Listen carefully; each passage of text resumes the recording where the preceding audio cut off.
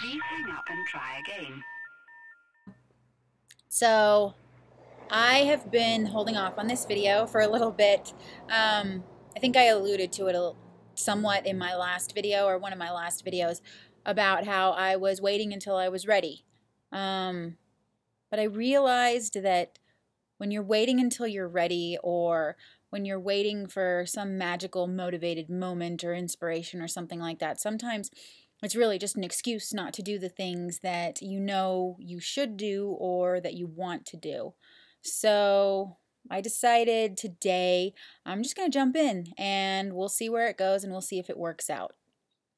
So I joined the military in 2000. And I was very excited. I was a military brat, so I knew this was the way for me. This is what I was going to do. I was, I hadn't moved in so long. It was time. What was going on?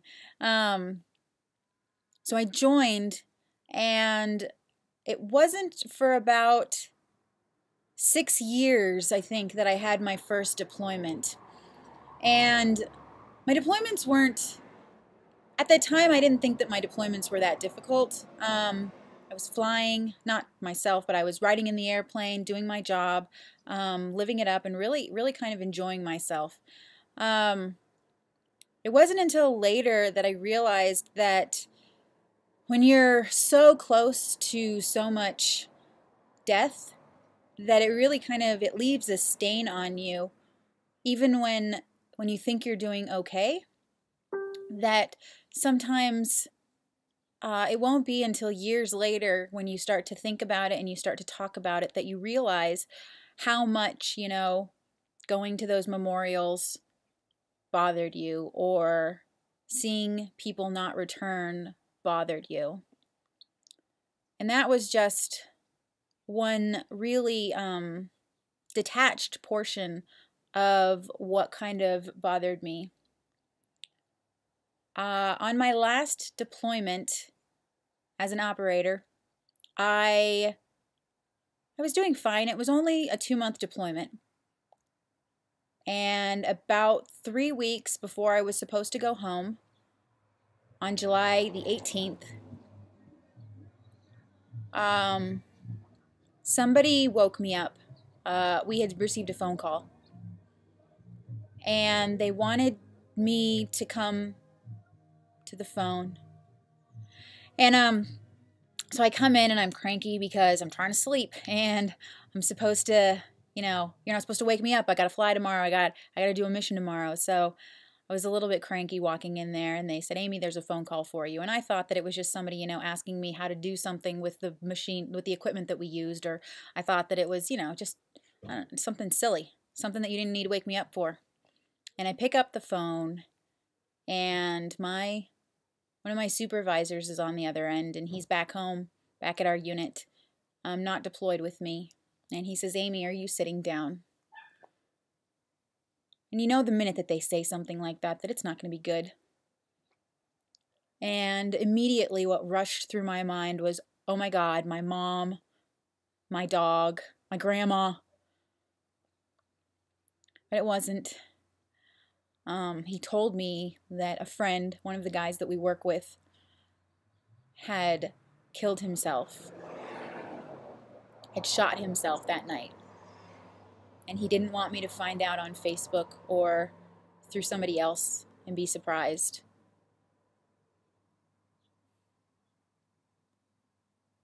And I felt guilty because immediately I felt relief that it wasn't my mom, it wasn't my dog, and it wasn't my grandma.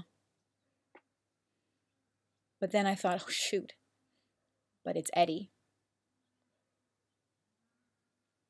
And I felt so guilty and so angry. I don't remember what else they said. I know that over the next couple of days they asked me if I wanted to go home, but we worked in a one-in, one-out type of unit where when I went home, somebody else had to come. And since he worked for us in our unit, that meant that if somebody came to replace me, that they were going to be coming out early. And the only reason for me to go home was to go to the funeral and go to the memorial, and everybody wanted to do those things. So why should somebody else have to come out and take my spot in order for me to go and them not to be able to go? So I decided to stay. It was only a couple more weeks, not a big deal. God, for the next few weeks, I was crazy. I couldn't stop crying. I used to smoke back then, so I was smoking up a storm, smoking so much, and all I wanted to do was talk, just word vomit all the time, just everything I could remember about him.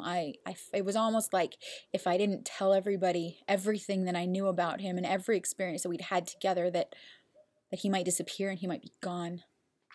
And then I was angry too because he'd shot himself. And how could he do that? How could he not call for help? How could he do that? And then I was angry for being angry at him because obviously he was going through so much. So how could I be angry with him? And then I was sad for everybody that was back home, that had to deal with it. Why couldn't I be there with them? I don't know. There was just so much going on. It was like I was so crazy. Here's how crazy I was. I had my step counter. I was trying to lose weight. I was trying to be all fit back then. And so my goal was 10,000 steps a day. And then after he killed himself, I bumped up my goal. It was like 12,000 steps, 13,000 steps, 14,000 steps every day, more and more and more and more. Like legitimately, we would land, and I would get off the airplane and I would go walk in circles.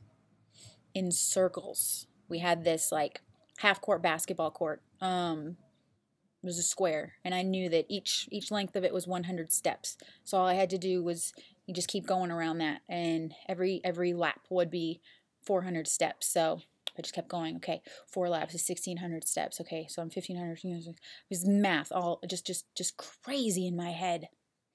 Circles after circles, trying to get it. Eventually, I got up to 20,000 steps each night, every single night. And I don't know. I think I was about a week in, and all of a sudden, I would walk. It was at night when I was walking, and there was no light on the base, so it was pitch dark. And when people would walk by, I would like veer off, like, this is where I was going. Haha, I'm not crazy. I'm not crazy. I would veer off so that they wouldn't see me. There was like, I was just going to the chow hall, the bathroom, over there, wherever I was going. And one night I'm just going mad circle, circle, circle, circle, circle. And all of a sudden the clouds part and the world lit up. And I found out later that it was a supermoon, I guess. But literally, as soon as that opened up, I felt Eddie like asking me, "What are you doing, Amy?" Girl, you're going crazy. I heard it. I felt it. I don't know. I felt connected to him, and literally I stopped in my steps. I stopped in my place. I didn't do that anymore. I don't know. I think there's so many times when you're going through something like this, when you're dealing with the loss of somebody or childhood trauma or assault or something, anything like that, you start to cope in these weird ways, in these what feels like crazy ways. Me walking in circles, or cleaning crazy, or just literally you feel crazy because you feel out of control. You feel like something else is taking over. But I think it's like a defense mechanism sometimes, trying not to think, and I have to tell people all the time now that I'm, active in my recovery or whatever you want to call it, that it's not crazy. And maybe it is crazy. I mean, we're all a little bit crazy. We're all pushing through, and it's just a matter of, recognizing when you start to go over the edge and trying not to let it take over. I was letting it take over, and maybe it was good for me. I don't know. But we're all a little crazy, I think.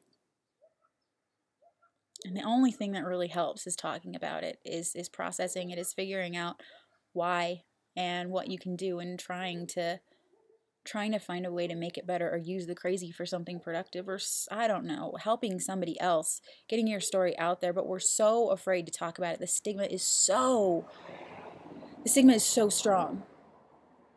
So how do we fix it? We talk about it. We tell our stories. And then maybe somebody else has been there. And maybe you won't feel so alone if you know that, yeah, for a split second, I was grateful.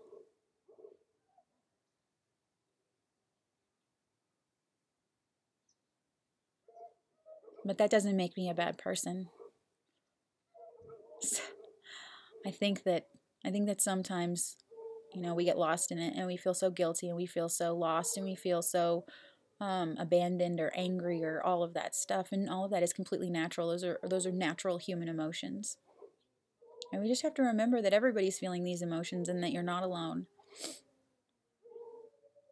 And that if it would have helped you for somebody to reach out to you, then maybe you can help somebody by reaching out to them. I think that's all I've got for today, though. Break the stigma. Break the taboo. Kill the silence. Bring it forward and tell your story. Just a little bit. I'll tell you some more later.